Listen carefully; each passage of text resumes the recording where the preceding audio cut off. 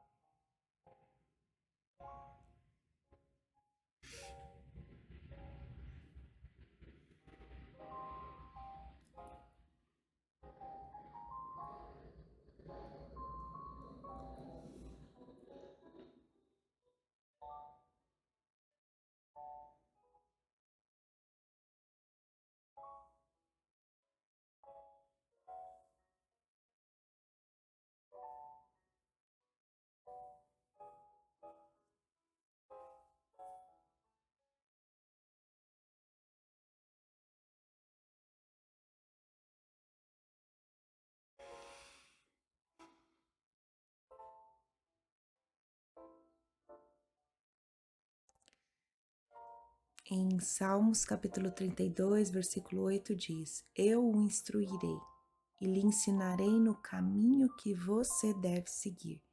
Eu o aconselharei e cuidarei de você. Esse salmo ele é de Davi e ele fala sobre perdão, arrependimento, restauração. Nos primeiros versículos ele reconhece a alegria de ser perdoado por Deus e de não viver mais escondendo o pecado. E nesse versículo 8, Deus responde e promete orientar, ensinar e guiar aquele que se volta a Ele. Então, Deus ele mostra, né, que não é só dar ordens, né, mas educar, formar o caráter, maturidade. Ele mostra o cuidado pessoal e proximidade como um pai, né, tem com o filho. E agora a gente quer pedir perdão, Pai, pelos nossos pecados. Sabemos que o Senhor não apenas perdoa, mas que também guia, instrui, né?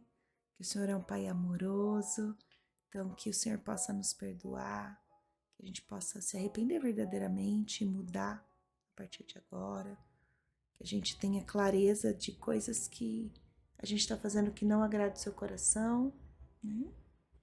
Que a gente também possa perdoar todos aqueles que nos magoaram, nos ofenderam. Que o Senhor nos proteja de todas as tentações, nos livre de todo o mal, Pai querido, em nome de Jesus. Amém, amém, amém. Também queremos orar pelo outro. Eu vou ficar em silêncio para que a gente possa profetizar palavras de bênção para os nossos. Vamos fazer isso agora.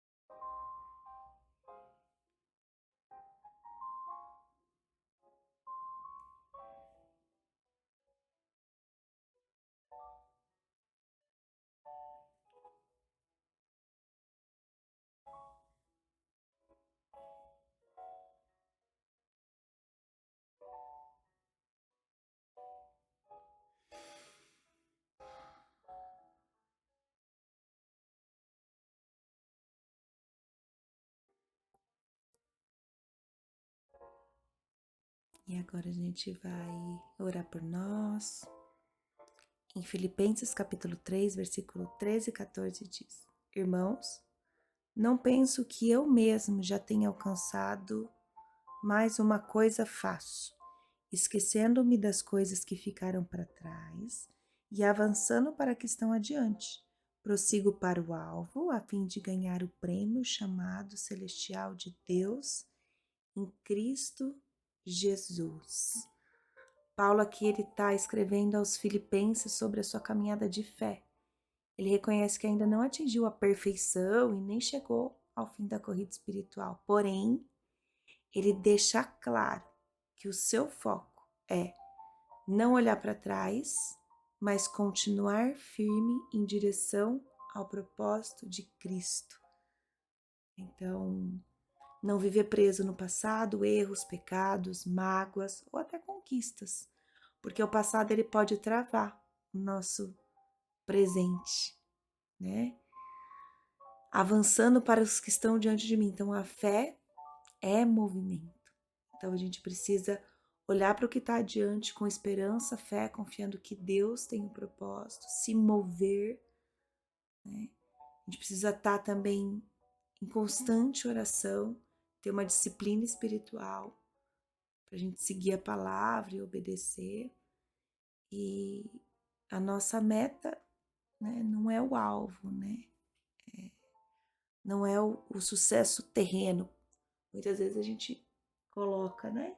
Principalmente no processo da mentoria, quais são os seus objetivos? Que é a casa, o carro, se aposentar. E isso é importante, porque a gente só vai conseguir saber os passos para que a gente atinja isso se a gente tiver clareza do que a gente quer.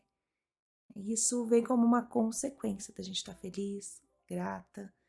E eu sempre falo, Senhor, se for para que com essas ferramentas potencialize o propósito, ou através disso, às vezes eu consiga levar a palavra, e se for da tua vontade, né? Que esses objetivos se realizem. Então, o alvo, ele não é o nosso sucesso terreno, mas sim Jesus, né? A nossa vida eterna. Então, eu vou ficar em silêncio para que a gente possa entregar a nossa vida a Deus, né? Avançar para o alvo, confiando na soberania dele. Então, eu vou ficar em silêncio para que cada uma aqui, de maneira individual, entregue a sua vida ao Senhor.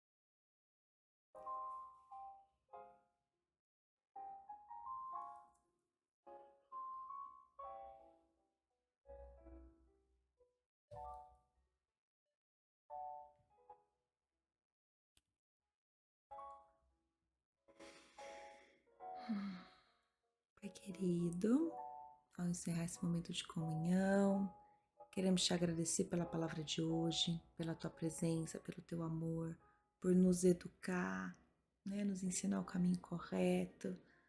Queremos entregar esse novo dia a ti, essa quinta-feira, pedindo que o Senhor esteja presente em todos os momentos, guiando o nosso caminho, nos dando sabedoria, discernimento, coragem, ousadia, para que a gente dê o passo, né? Para que a gente saia da zona de conforto.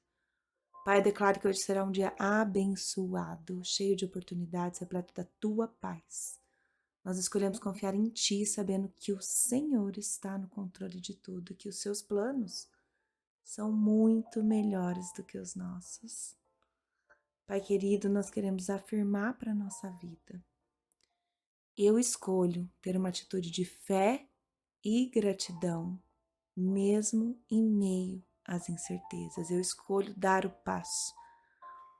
Eu escolho ser guiada pelo Senhor.